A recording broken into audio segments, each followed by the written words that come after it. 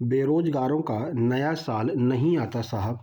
उनका नया साल उसी दिन आता है जिस दिन उनको जॉइनिंग लेटर मिलता है। ठीक है, उम्मीद करते हैं 2026 में आपका नया साल जल्दी ही आ जाए। तो इसी शुभकामना के साथ आपको नव वर्ष 2026 की हार्दिक शुभकामनाएं। वीडियो की शुरुआत करते हैं। मेरा नाम है अतुल शुक्ला और हम लेकर के आ गए हैं आपके लिए एमपीएसआई भर्ती 2026 होस्टल वार्डन या फॉरेस्ट गार्ड या जेल प्रहरी, ऐसे सभी एग्जाम्स जहां पर आपके एग्जाम में भारतीय इतिहास पूछा जाता है। तो इन सभी परीक्षाओं की दृष्टि से अति महत्वपूर्ण वीडियो है। भारतीय इतिहास यानी कि इंडियन हिस्ट्री के 200 प्रश्नों को हम कवर करने वाले हैं अपनी सुपर मैराथन के थ्रू। जैसा कि आप जानते हैं सक्सेस जंक्शन अपनी सुपर मैराथन्स के लिए फेमस है। तो लगातार सुपर मैराथन हम आपकी करा रहे हैं। सिविक्स यानी नागरिक शास्त्र की 2 सुपर मैराथन हो चुकी हैं, करंट अफेयर की 1 सुपर मैराथन हो चुकी है, 2 हो चुकी हैं ना। और जो आपका पॉलिटी है यानी कि नागरिक शास्त्र बता ही दिया आपको, इसके अलावा एमपीजी के एमपी करंट अफेयर की 1 मैराथन हो चुकी है। तो ये सारी मैराथन्स आपको देख करके जाना है। ठीक है भाई, ये आपके एग्जाम में एक तरह से ताबूत का कील साबित होंगी और नव वर्ष 2026 में आपको एक जॉब जरूर मिल जाएगी। इस तरह से आपको टारगेट बना करके चलना है। तो चलिए शुरुआत करते हैं। वीडियो को लाइक करके चैनल को सब्सक्राइब कर दीजिए जिससे आगे आने वाली सारी मैराथन्स टाइम टू टाइम आपके पास में पहुंच सके। इसके बाद में आज शाम को ही हम आपके लिए रीजनिंग की एक वीडियो लेकर के आने वाले हैं और इसमें उन टॉपिक्स को कवर करेंगे जहां से एमपी पुलिस में प्रश्न पूछे गए हैं और आपके एग्जाम में आने की प्रबल संभावना है। और जो कठिन टॉपिक है जैसे कि मानसिक अभिरुचि हो गया, यहाँ से बहुत प्रश्न बने थे। कथन निष्कर्ष हो गया, कथन कारण हो गया, उद्देश्य कारण हो गया। ये कुछ ऐसे टॉपिक हैं जहां से बंच में प्रश्न आते हैं, यानी 5-5 6-6 प्रश्न आते हैं। तो इनको आज हम शाम को कवर करने वाले हैं। ठीक है भाई, चलिए आइए देखते हैं आज का पहला प्रश्न क्या है। मीडियम लेवल से लेकर के और हाई लेवल तक आपको लेकर के जाएंगे। ऐसा मत सोचना बहुत सरल प्रश्न है, लास्ट में आपको बहुत कठिन प्रश्न भी देखने को मिलेंगे मेरे भाई। ठीक है भाई, चलिए सबसे पहले दिल्ली सल्तनत से हम शुरुआत करने वाले हैं, जो मेन टॉपिक जहां से सबसे ज़्यादा प्रश्न आते हैं। मैराथन नंबर 1 में हमेशा हम ऐसे टॉपिक को कवर करते हैं जहां से सबसे ज़्यादा प्रश्न आते हैं। ऐसा कंप्यूटर में भी किया गया था, नागरिक शास्त्र में भी किया था हमने, ठीक है, एमपी जीके में भी किया था और इसमें भी ऐसा ही करने वाले हैं। तो दिल्ली सल्तनत से बहुत प्रश्न आपके एग्जाम में देखने को मिलते हैं, चाहे आबकारी हो, चाहे आपका एमपी पुलिस कांस्टेबल हो, इन सब एग्जाम्स में यहाँ से प्रश्न देखने को मिले हैं। तो पहले दिल्ली सल्तनत करेंगे, फिर धीरे धीरे आगे बढ़ते हुए आपको लेकर के जाएंगे। पहला प्रश्न है, गुलाम वंश का संस्थापक कौन था? तो आप सबको पता है गुलाम वंश का संस्थापक कुतुबुद्दीन ऐबक था। ठीक है, आगे बढ़ते हैं। लाख बख्श के नाम से किसको जाना जाता है? तो कुतुबुद्दीन ऐबक को लाख बख्श के नाम से जाना जाता है। इसे गुलामों का भी गुलाम कहा जाता है, ये भी आपको ध्यान रखना है। ऐसा क्यों? क्योंकि ये मोहम्मद गौरी का गुलाम था। ठीक है, मोहम्मद गौरी ने जीतने के बाद में भारत का जो साम्राज्य था वो इसको दे दिया और वो अपने देश चला गया और वहां से जो है गुलाम वंश की नींव पड़ी थी। कुतुब मीनार का निर्माण किसने पूरा करवाया था? तो ध्यान रखना, जो नींव थी वो नींव तो कुतुबुद्दीन ऐबक ने रखी थी, लेकिन पूरा करवाया था इल्तुतमिश ने। और इसकी ऊपर की जो दीवार मीनारें हैं, मीनार नंबर 5 और मीनार नंबर 6, इसका निर्माण जो है वो फिरोज शाह तुगलक के द्वारा करवाया गया था। इस पर बिजली गिर गई थी, बिजली गिरने से क्षतिग्रस्त हो गई थी, तो फिरोज शाह तुगलक ने इसका नवनिर्माण करवाया और इसकी मरम्मत भी करवाई थी। ये तीनों फैक्ट आपको याद रखने हैं। सल्तनत काल की पहली महिला शासिका कौन थी? बहुत महत्वपूर्ण है, तो ये थी रजिया सुल्तान। आगे बढ़ते हैं। अगला है चहलगानी, यानी कि 40 गुलामों का दल। ये 40 गुलामों का दल का विनाश किसने किया था? तो बलबन ने 40 जो गुलाम होते थे, जो मतलब कि मुख्य होते थे, और इनके द्वारा ही एक तरह से कह सकते हैं कि सुल्तान जो है अपना शासन चलाता था। लेकिन आगे चल करके क्या हुआ, ये 40 गुलाम जो थे वो आपस में ही षड्यंत्र करने लगे और सुल्तान को ही गिराने का जो है यहाँ पर षड्यंत्र रचने लगे। तो इस बात को जो है जान गया कौन? बलबन। और बलबन ने कहा भैया इस चहलगानी को हम समाप्त करते हैं, 40 गुलामों के दल को समाप्त करते हैं। इसका विनाश कर दिया था बलबन के द्वारा। लौह और रक्त की नीति ये किसके द्वारा अपनाई गई थी? तो ये भी बलबन के द्वारा लौह और रक्त की नीति अपनाई गई थी। आधुनिक भारत में लौह और रक्त की नीति किसके द्वारा अपनाई गई थी? तो सरदार पटेल जी के द्वारा पूरे भारत को एक करने के लिए लौह एवं रक्त की नीति अपनाई गई थी। ये भी आपको ध्यान रखना है।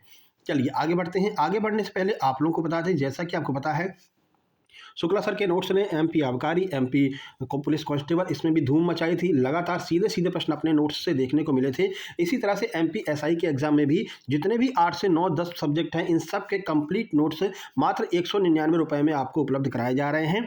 और आज और कल यानी कि 1 और 2 जनवरी के लिए ये प्राइस घटा करके 189 कर दिया जा रहा है। तो आज और कल में आप 189 रुपये में प्राप्त कर सकते हैं।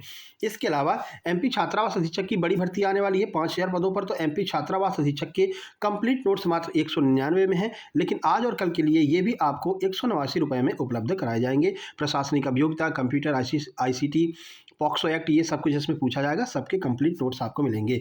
और इस एमपीएसआई के नोट्स के साथ में जो हम आपको मैराथन्स करा रहे हैं, इन सभी मैराथन्स की पीडीएफ भी आपको साथ में ही प्रोवाइड कराई जाएगी। ध्यान रखना, ये पीडीएफ केवल और केवल उन लोगों को मिलेगी जो लोग जो है सुपर नोट्स लेंगे, ठीक है। बाकी लोग वीडियो से अपना देख करके वीडियो से काम चला सकते हैं।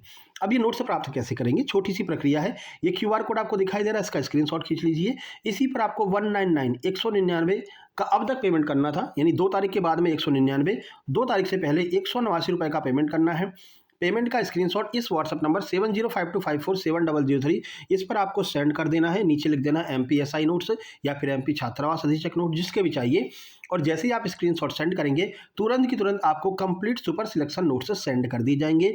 और जिस एग्जाम के नोट्स आप लेंगे उसके व्हाट्सएप ग्रुप में आपको जोड़ दिया जाएगा, जहां पर आगे के सारे नोट्स आपको मिलते रहेंगे। जैसा कि कल और परसों भी हमने नोट्स डाल दिए थे। ये सारी पीडीएफ जो करवाई जा रही है मैराथन वाली, वो भी आपको वहां पर मिल जाएंगी मेरे भाई, ठीक है। उम्मीद करते हैं सारी बातें समझ में आ गई होंगी। अब आगे बढ़ते हैं और चलते हैं अगले प्रश्न की ओर। देखिए, अगला प्रश्न है, बाजार नियंत्रण प्रणाली ये किसके द्वारा लागू की गई थी? तो ये अलाउद्दीन खिलजी के द्वारा लागू की गई थी। बहुत महत्वपूर्ण है, यहाँ से एग्जैक्ट यही प्रश्न एमपी पुलिस कांस्टेबल में पूछा गया था कि भाई बाजार नियंत्रण प्रणाली किसकी फेमस थी? अलाउद्दीन खिलजी की। किसे तोते हिंद के नाम से जाना जाता है? तो तोताए हिंद या फिर तूतिए हिंद के नाम से अमीर खुसरो को जाना जाता है। खड़ी बोली के प्रणेता भी यही है, ये भी आपको ध्यान रखना है। सांकेतिक मुद्रा यानी कि टोकन करेंसी किसने चलाई थी? मोहम्मद बिन तुगलक यानी कि एमबीटी के द्वारा टोकन करेंसी चलाई गई थी। इब्न बतूता किसके शासनकाल में आया था? तो ये मोहम्मद बिन तुगलक एमबीटी के शासनकाल में आया था। इंपॉर्टेंट है क्योंकि ये भी अभी आपके एमपी पुलिस कांस्टेबल और आबकारी में पूछा गया था। चलिए आगे बढ़ लेते हैं। किस सुल्तान ने दीवाने खैरात विभाग बनाया था? तो फिरोज शाह तुगलक के द्वारा दीवाने खैरात विभाग बनाया गया था। ये विभागों के नाम बहुत पूछ लेते हैं, इसको आपको ध्यान रखना है। आगरा शहर की स्थापना किसने की थी? ये भी इंपॉर्टेंट है। आगरा शहर की स्थापना सिकंदर लोदी ने 1504 में की थी। दिल्ली सल्तनत का अंतिम मुगल सुल्तान कौन था? तो ये था इब्राहिम लोदी। इब्राहिम लोदी को किसने हराया? बाबर ने इब्राहिम लोदी को हरा करके मुगल सल्तनत की स्थापना की थी। विजयनगर साम्राज्य की स्थापना कब हुई थी? 1336 में विजयनगर साम्राज्य की स्थापना हुई थी। हरिहर एवं बुक्का के द्वारा स्थापना की गई थी। सिजदा और पैबोस प्रथा किसने लागू की थी? बलबन ने सिजदा और पैबोस प्रथा लागू की थी। पानीपत का प्रथम युद्ध कब हुआ था? तो 21 अप्रैल 1526 को पानीपत का प्रथम युद्ध हुआ। बाबरनामा की रचना किस भाषा में हुई है? भाषा इसकी बहुत पूछते हैं, मोस्ट इंपोर्टेंट है। तो बाबरनामा की जो भाषा है वो है तुर्की भाषा। हुमायूं नामा की रचना किसने की थी? गुलबदन बेगम के द्वारा हुमायूं नामा की रचना की गई थी। शेर शाह सूरी का मकबरा कहाँ पर है? सासाराम बिहार में शेर शाह सूरी का मकबरा है। आगे, अकबर ने दीन ए इलाही की शुरुआत कब की थी? 1582 ईस्वी में अकबर ने दीन ए इलाही की शुरुआत की थी। हल्दी घाटी का युद्ध 1576 किसके बीच में हुआ था? अकबर और महाराणा प्रताप के बीच में हुआ था। अकबर के दरबार में नवरत्न से राजस्व मंत्री कौन था? मतलब कि नवरत्न हुआ करते थे अकबर के दरबार में, उन नवरत्नों में राजस्व मंत्री कौन था? तो वो था टोडरमल। फतेहपुर सीकरी में बुलंद दरवाजा किसने बनवाया था? अकबर ने बनवाया था। गुजरात विजय के उपलक्ष्य में बुलंद दरवाजा का निर्माण करवाया गया था।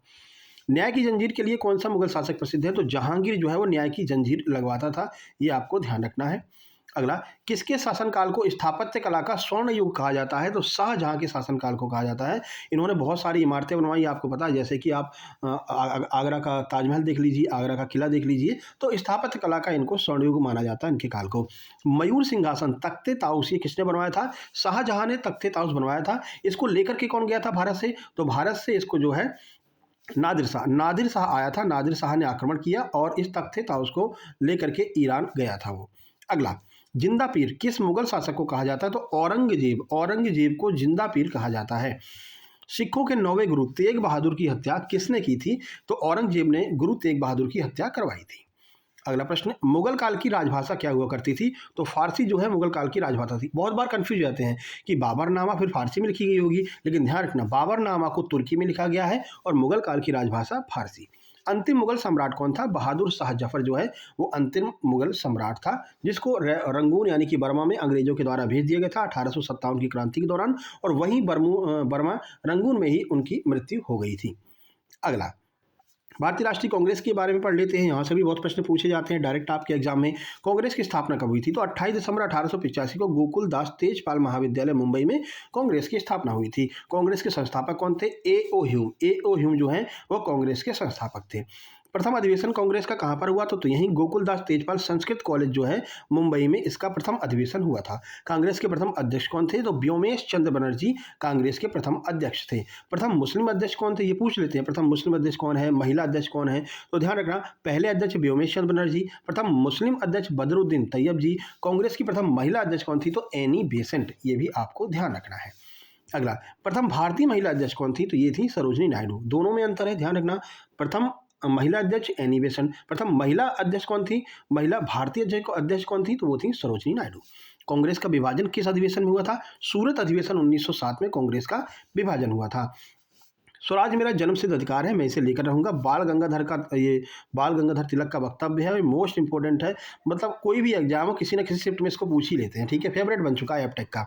गांधी जी ने कांग्रेस के किस अधिवेशन की अध्यक्षता की थी तो बेलगाम अधिवेशन 1924 की अध्यक्षता की थी और एकमात्र बार इन्होंने कांग्रेस की अध्यक्षता की थी।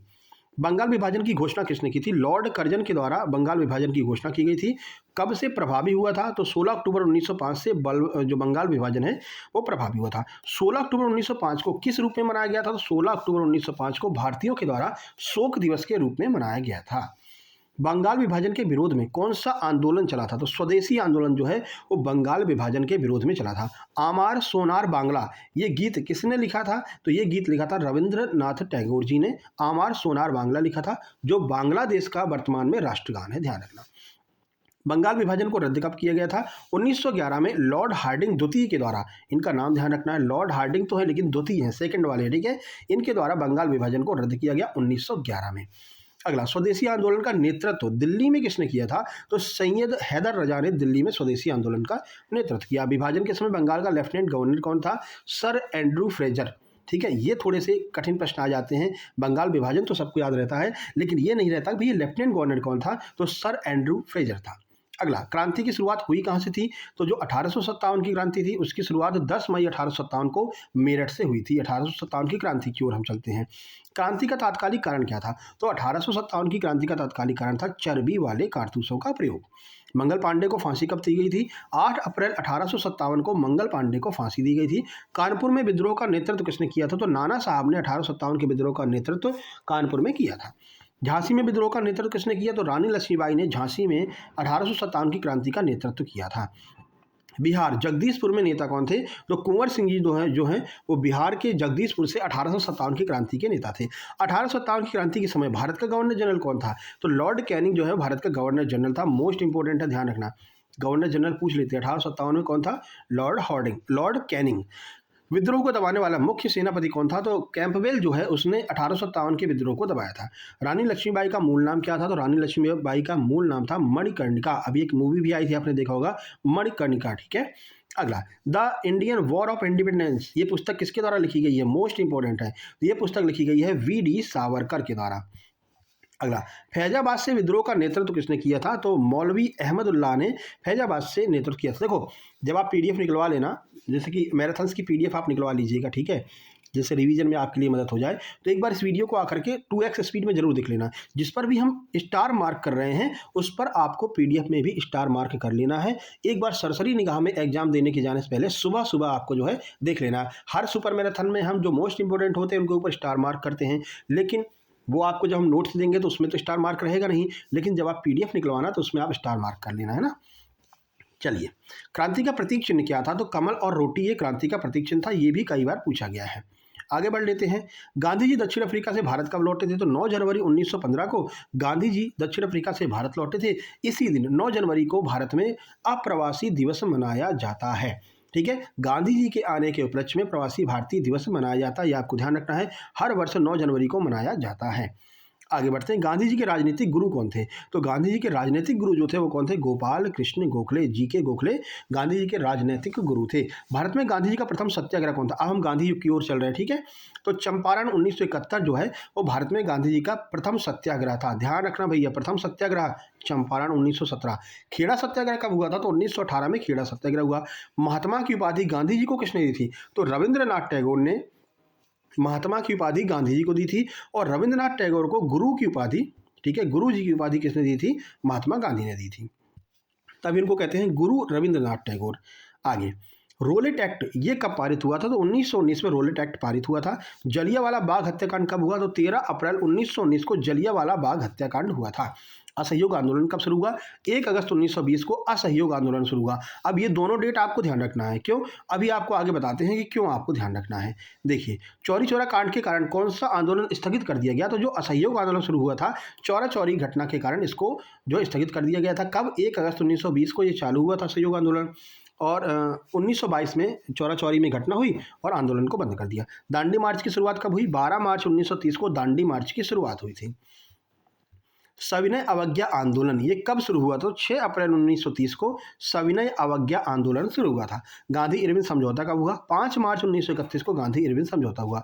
करो या मरो का नारा किसने दिया था? महात्मा गांधी ने भारत छोड़ो आंदोलन के दौरान 1942 में करो या मरो का नारा दिया था। इसी आंदोलन के दौरान अंग्रेजों के द्वारा ऑपरेशन जीरो आवर शुरू किया गया था, जिसके होने से क्या हुआ? जितने भी बड़े बड़े नेता थे उनको उठा करके जेलों में बंद कर दिया गया। महात्मा गांधी को यरबदा जेल में रखा गया था।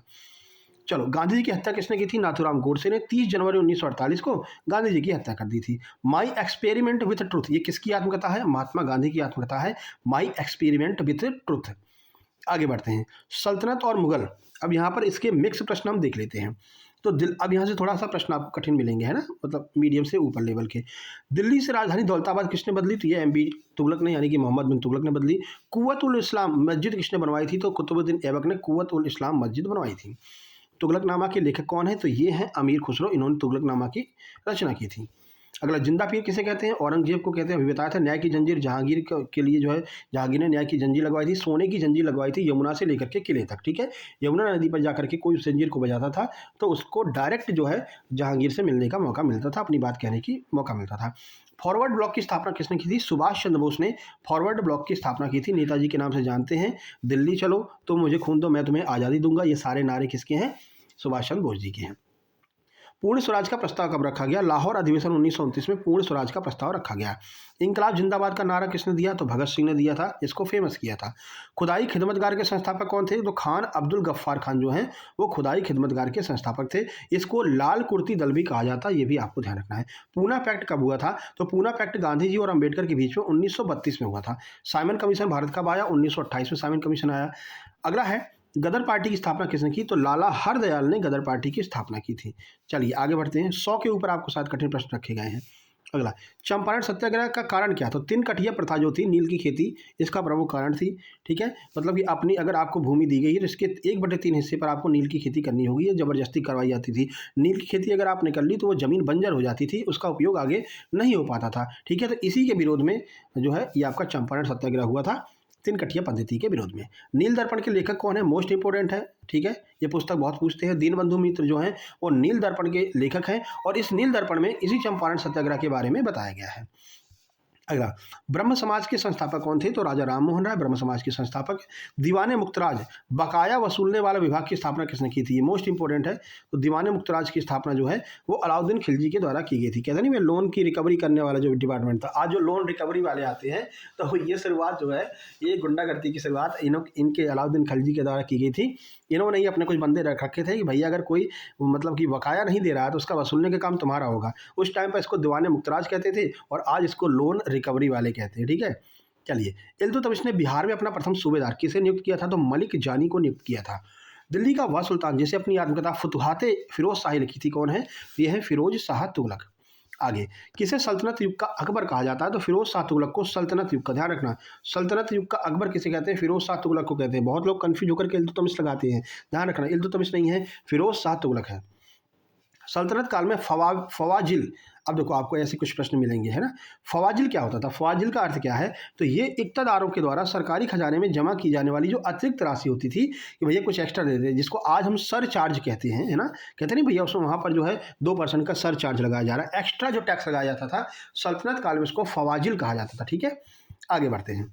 बलबन ने किस मंगोल नेता के साथ संधि कर रावी नदी की जो सीमा है उसको निर्धारित किया था? तो बलबन ने हलाकू खान से संधि की थी कि भैया रावी नदी की जो सीमा रेखा है वो इस तरफ हम रहेंगे, उस तरफ तुम रहना, ठीक है। तो ये हलाकू खान के साथ में बलबन ने संधि की थी। दिल्ली के किस सुल्तान ने उलेमाओं के प्रभुत्व को ठुकराकर स्वयं को खलीफा का सहायक कहा था? तो अलाउद्दीन खिलजी का। अलाउद्दीन खिलजी का देखो सुनो ऐसा है, अब ये उलेमाओं का सिस्टम खत्म कर रहे हैं, हम खुद ही खलीफा के सहायक हैं, हम खुद मतलब खलीफा खुद को ही घोषित कर रहे हैं, ठीक है, हम ही ये खलीफा, जो कुछ है हम ही हैं, ठीक है, ये खलीफा वाला सिस्टम, उलेमाओं वाला सिस्टम खत्म करते हैं। अगला, शराब की बिक्री और सार्वजनिक उपयोग पर प्रतिबंध लगाने वाला पहला सुल्तान कौन था? अलाउद्दीन खिलजी। बहुत सारे अच्छे काम भी इसने किए थे, है ना। तो जो आज बिहार में शराबबंदी की जाती है या फिर किसी भी राज्य में शराबबंदी की जाती है तो वो अलाउद्दीन खिलजी से प्रेरित होकर के की जाती है। आगे बढ़ लेते हैं।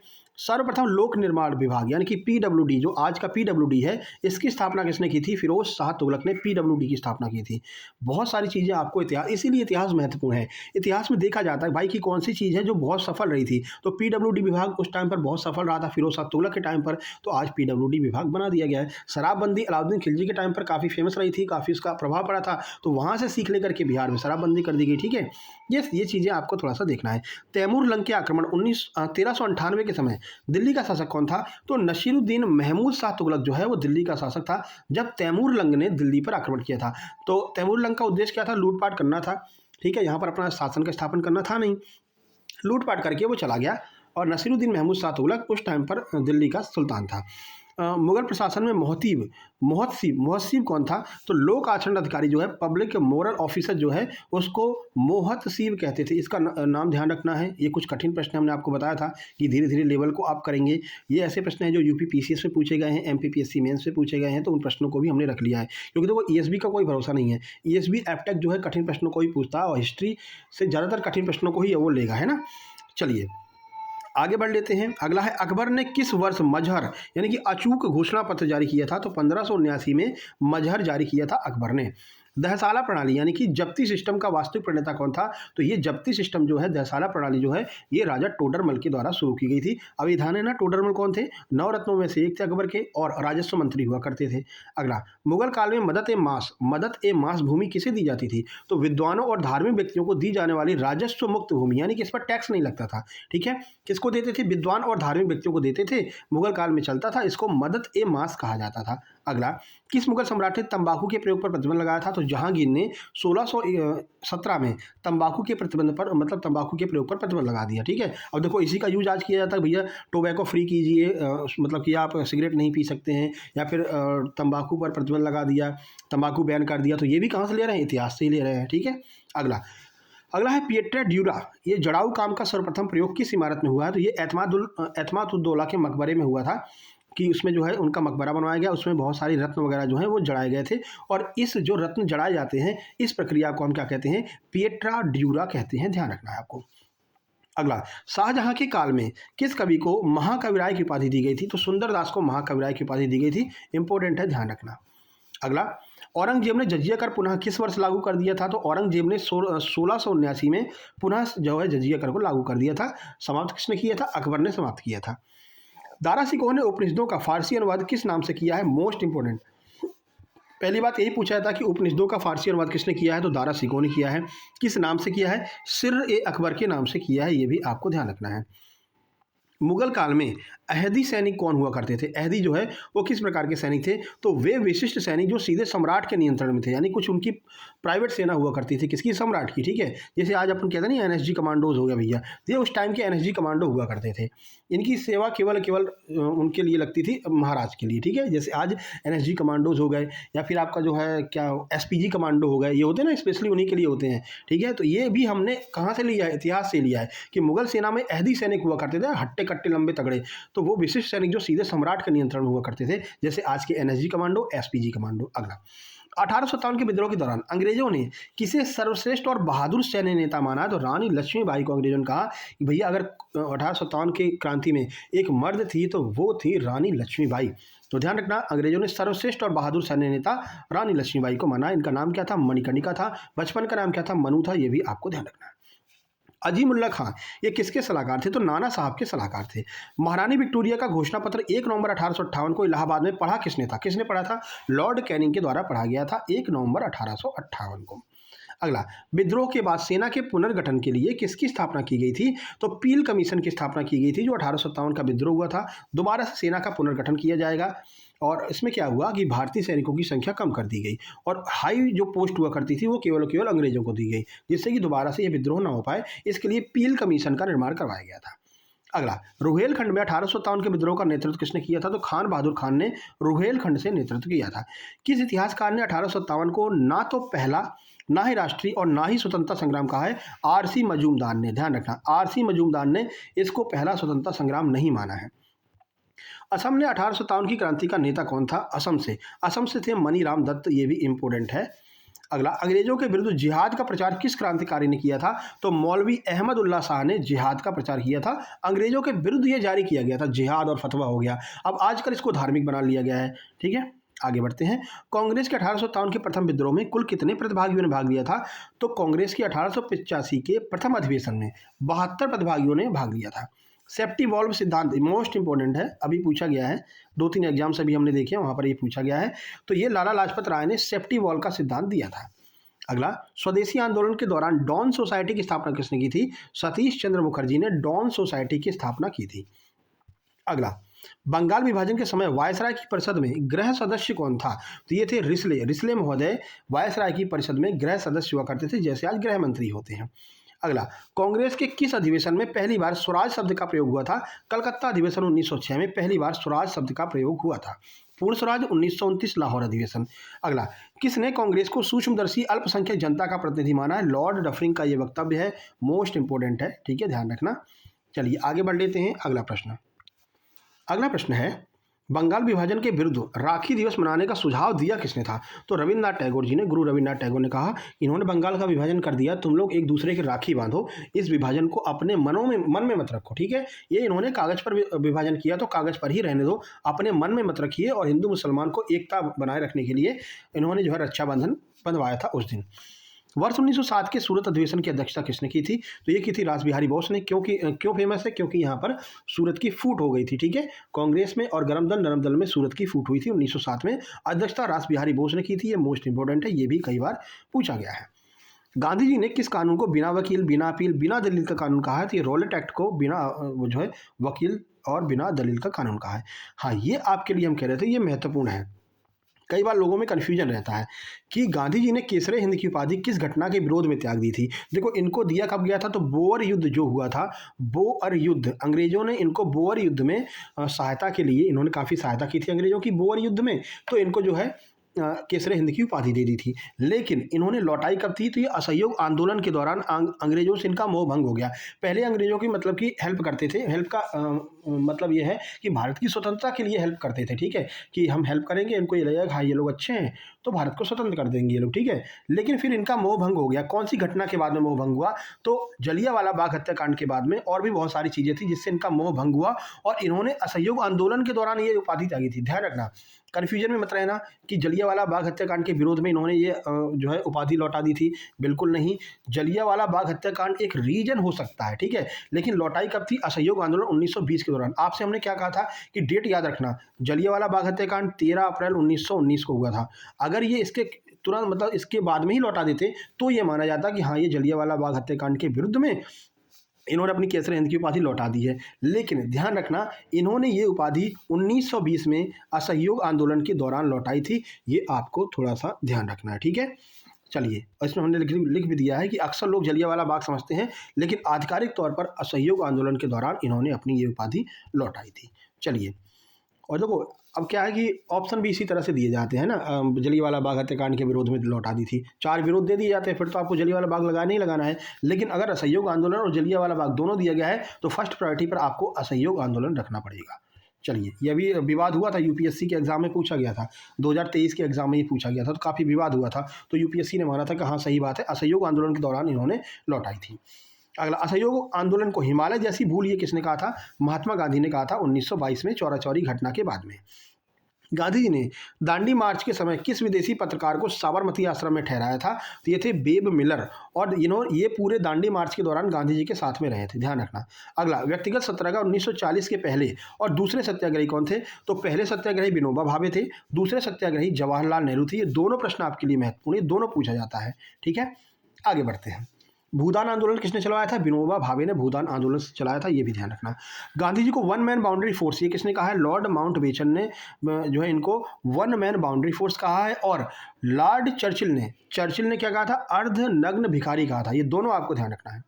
अगला, क्रिप्स मिशन को पोस्ट डेटेड चेक, दिवालिया बैंक का चेक किसने कहा है? महात्मा गांधी ने कहा। स्टार मार्क कर लीजिएगा। महात्मा गांधी ने किस जेल को मंदिर की संज्ञा दी है? तो यरवदा जेल को मंदिर की संज्ञा दी है। ऑपरेशन जीरो आवर के दौरान इनको यहाँ पर रखा गया था। गांधी जी के सचिव महादेव देसाई की मृत्यु के बाद उनका सचिव कौन बना? प्यारे लाल जी उनके सचिव बने थे। अगला, अष्टप्रधान, अब यहाँ पर हम फिर वापस से हिस्ट्री में चलते हैं। अष्टप्रधान परिषद किसके प्रधानता का हिस्सा थी? तो ये शिवाजी महाराज की प्रधानता का हिस्सा थी अष्टप्रधान। आगे बढ़ लीजिए। शिवाजी का राज्याभिषेक कहाँ पर हुआ था? तो रायगढ़ के दुर्ग में 1674 में शिवाजी का राज्याभिषेक हुआ।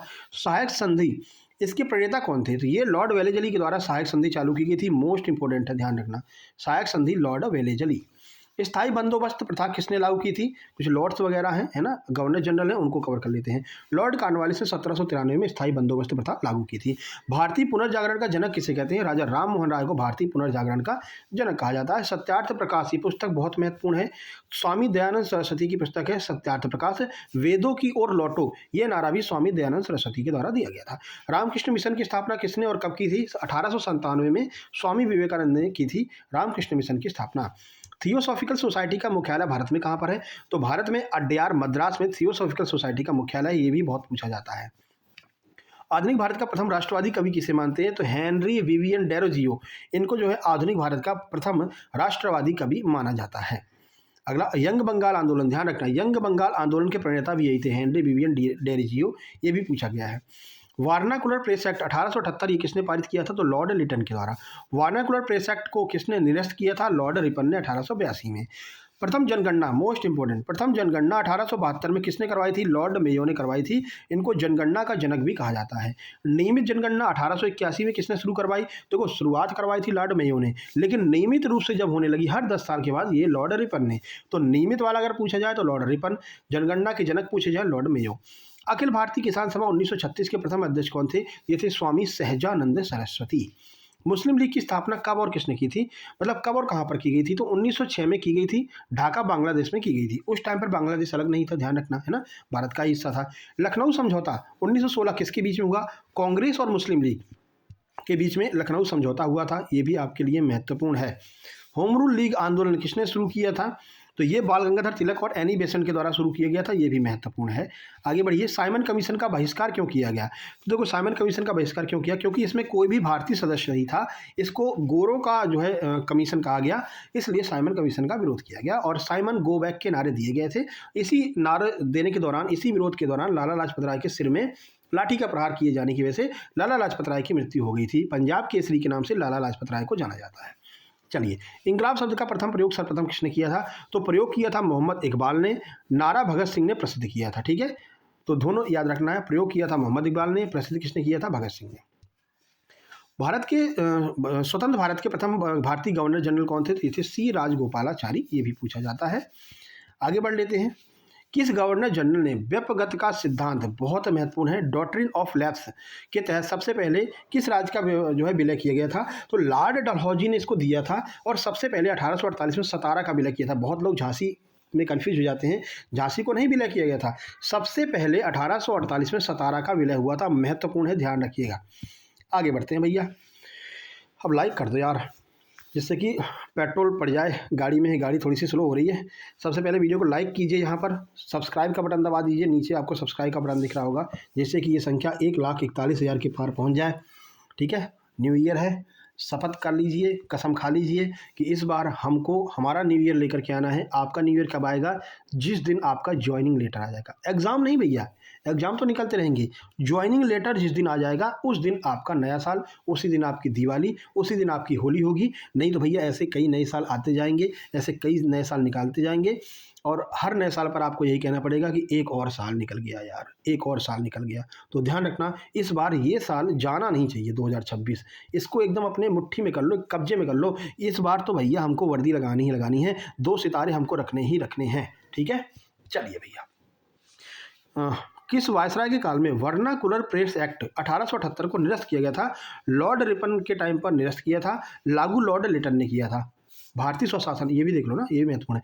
भारतीय स्वशासन यानी कि लोकल सेल्फ गवर्नमेंट का जनक किसे माना जाता है? मोस्ट इंपोर्टेंट है, लॉर्ड रिपन को माना जाता है।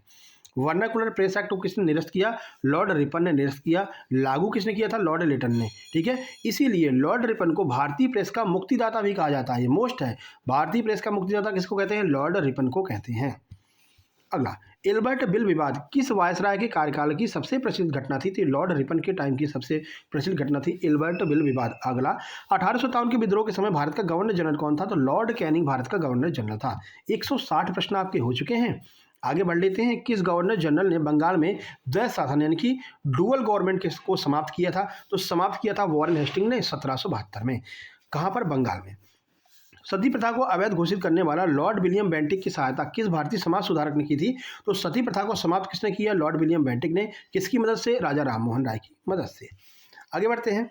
भारत में, अच्छा ये बताओ, राजा राममोहन राय को राजा की उपाधि किसने दी थी? कमेंट बॉक्स में कमेंट कीजिए। राजा राममोहन राय को राजा की उपाधि किसने दी थी? ये आपको कमेंट बॉक्स में कमेंट करना अभी तुरंत। भारत में पहली जनगणना 1872 किस वायसराय के कार्यकाल में हुई? लॉर्ड मेयो के टाइम पर हुई। शिमला सम्मेलन 1945 के समय भारत का वायसराय कौन था? लॉर्ड वेवेल था शिमला सम्मेलन के टाइम पर। अगला, भारतीय पुरातत्व सर्वेक्षण यानी कि ASI की स्थापना किस वायसराय ने की थी? तो ये लॉर्ड कर्जन ने की थी। अगला, विवेकानंद ने शिकागो में विश्व धर्म संसद में अपना प्रसिद्ध भाषण किस तारीख को दिया था? जिसमें उन्होंने कहा था मेरे भाइयों और बहनों। ठीक है, इसीलिए आप सुनते भी होंगे जब हमारी वीडियो शुरुआत होती है तो हम आपसे कहते हैं भाइयों एवं बहनों को नमस्कार। ठीक है, तो ये विवेकानंद जी से हम बहुत प्रभावित हैं, है ना। तो विवेकानंद जी ने शिकागो विश्व धर्म सम्मेलन में 11 सितंबर 1893 को ये सम्मेलन हुआ था। मेरे भाइयों बहनों से इन्होंने शुरुआत की थी। अगला, रामकृष्ण मिशन की स्थापना विवेकानंद जी ने किस वर्ष और कहाँ पर की थी? 1897 में की थी। बेलूर मठ कोलकाता में की थी, ये भी ध्यान रखना है। विवेकानंद जी के बचपन का नाम क्या था? तो नरेंद्र दत्त, ये इनके बचपन का नाम था। अगला, विवेकानंद को विवेकानंद नाम किसने दिया था? मोस्ट इंपोर्टेंट है, ये बहुत पूछा जाता है, लोगों को याद नहीं रहता है। तो खेतड़ी के महाराजा अजीत सिंह ने विवेकानंद को विवेकानंद नाम दिया था। विवेकानंद के द्वारा रचित मुख्य योग ग्रंथ कौन कौन से हैं? तो राजयोग, कर्मयोग, भक्ति योग, ज्ञान योग। ये आपने पहली बार आप पढ़ रहे हो, ये कहीं नहीं पूछा, मतलब कहीं नहीं पढ़ा होगा आपने, लेकिन ये PCS में पूछा गया है। तो भाई महत्वपूर्ण हो सकता है आपने लिया। ऐसे प्रश्न होते हैं जो लोग छोड़ करके आते हैं, तुक्का लगा करके आते हैं, लेकिन ऐसे प्रश्नों को आपको जरूर अटेम्प्ट करना है। ठीक है ना, जिसको लोग गलत करें, जिसको लोग छोड़ करके आए, अगर आपने सही कर दिया तो नॉर्मलाइजेशन में जलवा हो जाएगा आपका। ठीक है, तो ऐसे प्रश्नों को भी हमने यहाँ पर कवर किया है जो आपको बाकी लोगों से आगे बढ़ाएंगे। उठो जागो, तब तक मत रुको जब तक लक्ष्य प्राप्त ना हो, ये नारा उन्होंने किस उपनिषद से प्रेरित होकर के दिया था? ये बताओ। ये तो तुमको पता है कि ये नारा स्वामी विवेकानंद ने दिया था, लेकिन किस उपनिषद से प्रेरित होकर के दिया था भैया बताओ? तो ये कठोपनिषद से प्रेरित होकर के दिया था। विवेकानंद ने न्यूयॉर्क में वेदांत सोसाइटी की स्थापना कब की थी? 1894 में की थी। विवेकानंद के गुरु रामकृष्ण परमहंस का वास्तविक नाम क्या था? ये वास्तविक नाम था गदाधर चट्टोपाध्याय। ये भी पूछा गया MP पटवारी के एग्जाम में।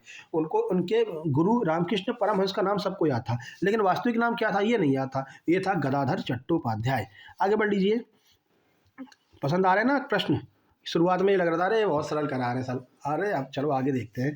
स्वामी विवेकानंद को आधुनिक भारत का निर्माता ये किसने कहा है? तो सुभाष चंद्र बोस ने स्वामी विवेकानंद को आधुनिक भारत का निर्माता कहा है। कन्याकुमारी में विवेकानंद रॉक मेमोरियल किस वर्ष समर्पित किया गया था? तो 1970 में बनाया गया था।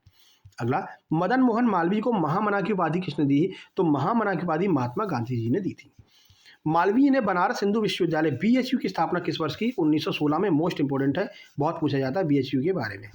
चलिए आगे बढ़ते हैं। सत्यमेव जयते को लोकप्रिय बनाने का श्रेय किसे दिया जाता है? तो सत्यमेव जयते को लोकप्रिय मदन मोहन मालवीय जी ने बनाया है, ये भी आपको ध्यान रखना है। और ये मुंडकोपनिषद से लिया गया है ये शब्द, ये भी ध्यान रखिएगा। मालवीय जी ने किस प्रसिद्ध अंग्रेजी समाचार पत्र की स्थापना की थी? तो द लीडर की स्थापना मदन मोहन मालवीय जी के द्वारा की गई थी। मालवीय जी कितनी बार भारतीय राष्ट्रीय कांग्रेस के अध्यक्ष चुने गए हैं? तो 4 बार चुने गए हैं। महत्वपूर्ण है, ध्यान रखना। कब कब? 1909 में, 1918 में, 1932 में, 1933 में। आगे बढ़िए। अखिल भारतीय हिंदू महासभा की स्थापना में मुख्य भूमिका किसकी थी? तो मदन मोहन मालवीय की थी। 1915 में इसकी स्थापना की गई थी। मालवीय जी को मरणोपरांत भारत रत्न से कब सम्मानित किया गया? 2014 में मालवीय जी को भारत रत्न दिया गया है, ये भी ध्यान रखिएगा। मालवीय जी ने हिंदुस्तान टाइम्स के बोर्ड के अध्यक्ष के रूप में कब कार्य किया था? तो 1924 से 1946 तक हिंदुस्तान टाइम्स के बोर्ड के अध्यक्ष के रूप में इन्होंने कार्य किया था। वह कौन सा दैनिक समाचार पत्र था जिसे मालवीय जी ने 1907 में शुरू किया था? अभ्युदय दैनिक समाचार पत्र था। अगला, द्वितीय गोलमेज सम्मेलन 1931 में गांधी जी के साथ किसने भाग लिया था? तो मदन मोहन मालवीय ने भाग लिया था। सुभाष चंद्र बोस ने फॉरवर्ड ब्लॉक की स्थापना कब की थी? 22 जून। ये डेट अक्सर ये डेट पूछ ली जाती, तो 22 जून 1939 को फॉरवर्ड ब्लॉक की स्थापना की गई थी त्रिपुरी अधिवेशन के बाद में। नेताजी ने आज़ाद हिंद फौज यानी आईएनए की कमान कब संभाली थी? तो 1943 में सिंगापुर में इन्होंने आईएनए की कमान संभाली थी। जय हिंद का नारा किसने दिया? सुभाष चंद्र बोस जी ने। बोस ने कांग्रेस के किस अधिवेशन में गांधी जी के समर्पित उम्मीदवार पट्टाभी सीतारामैया को हराया था? तो त्रिपुरी अधिवेशन 1939, मोस्ट इंपोर्टेंट है, ठीक है। इसमें इन्होंने गांधी जी के समर्पित उम्मीदवार पट्टाभी सीतारामैया को हरा दिया। गांधी जी को बुरा लग गया, तो गांधी जी का बहुत सम्मान करते थे सुभाष चंद्र बोस जी। उन्होंने कांग्रेस की अध्यक्षता का पद त्याग दिया, फॉरवर्ड ब्लॉक की स्थापना कर दी, ठीक है।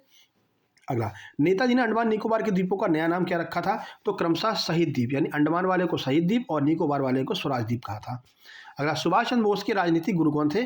ध्यान रखना, गांधी जी के राजनीतिक गुरु कौन थे? जी के गोखले। सुभाष चंद्र बोस के राजनीतिक गुरु कौन थे? चित्तरंजन दास, जिन्हें हम देशबंधु के नाम से जानते हैं। अगला, 1920 में बोस ने आईसीएस भारतीय सिविल सेवा में कौन सी रैंक प्राप्त की थी? ये बताओ तुम भैया, है ना। तो चौथी रैंक प्राप्त की थी 1920 में आईसीएस के एग्जाम में सुभाष चंद्र बोस ने। उस टाइम पर ये आईसीएस आईपीएस बहुत बड़ी बात होती थी, बहुत बड़ी बात समझ लो, ठीक है। नेताजी को देशभक्तों के देशभक्त किसने कहा है? तो महात्मा गांधी ने नेताजी को देशभक्तों का देशभक्त कहा है। अगला, और महात्मा गांधी को राष्ट्रपिता किसने कहा है? तो वो सुभाष चंद्र बोस जी ने कहा है। द इंडियन स्ट्रगल, ये किसकी पुस्तक है? सुभाष चंद्र बोस की है, मोस्ट इंपोर्टेंट है, ये भी कई बार पूछी गई है। बोस ने दिल्ली चलो का नारा कहाँ से दिया था? सिंगापुर के टाउन हॉल से। महत्वपूर्ण है भैया, ठीक है। सिंगापुर के टाउन हॉल से इन्होंने नारा दिया था।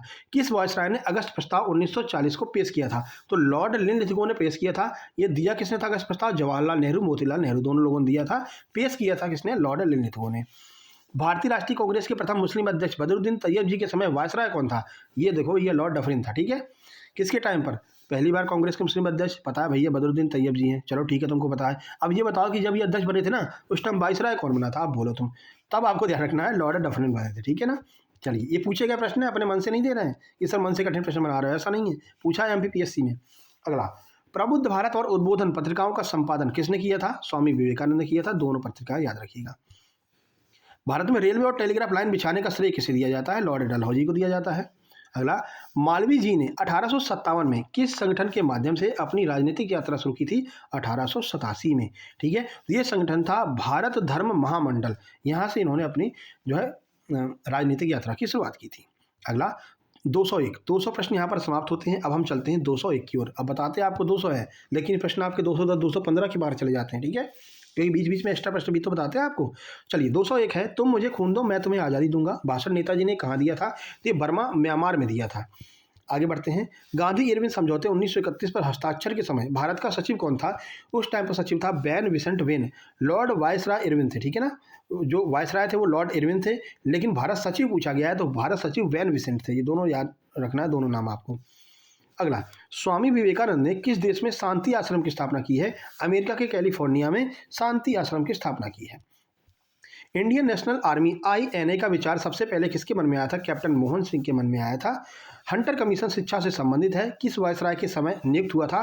लॉर्ड रिपन के टाइम पर नियुक्त हुआ था। तो ये 205 प्रश्न देखने में आपको 205, वैसे अगर बात करें तो लगभग 215 के आसपास है, ठीक है। मोस्ट इंपोर्टेंट प्रश्न थे जिनको हमने कवर कर लिया है।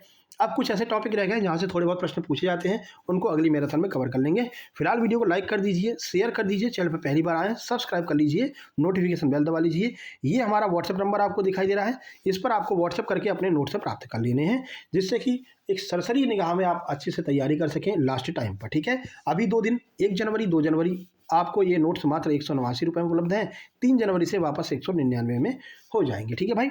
चलिए मिलते हैं नेक्स्ट वीडियो में, तब तक के लिए नमस्कार, धन्यवाद। अगली वीडियो आपकी रीजनिंग की आएगी, जिसमें हम कथन निष्कर्ष, कथन एवं कार्यवाही, कथन एवं उद्देश्य, कारण एवं उद्देश्य, मेंटल एबिलिटी, इनको कवर करेंगे, ठीक है भाई।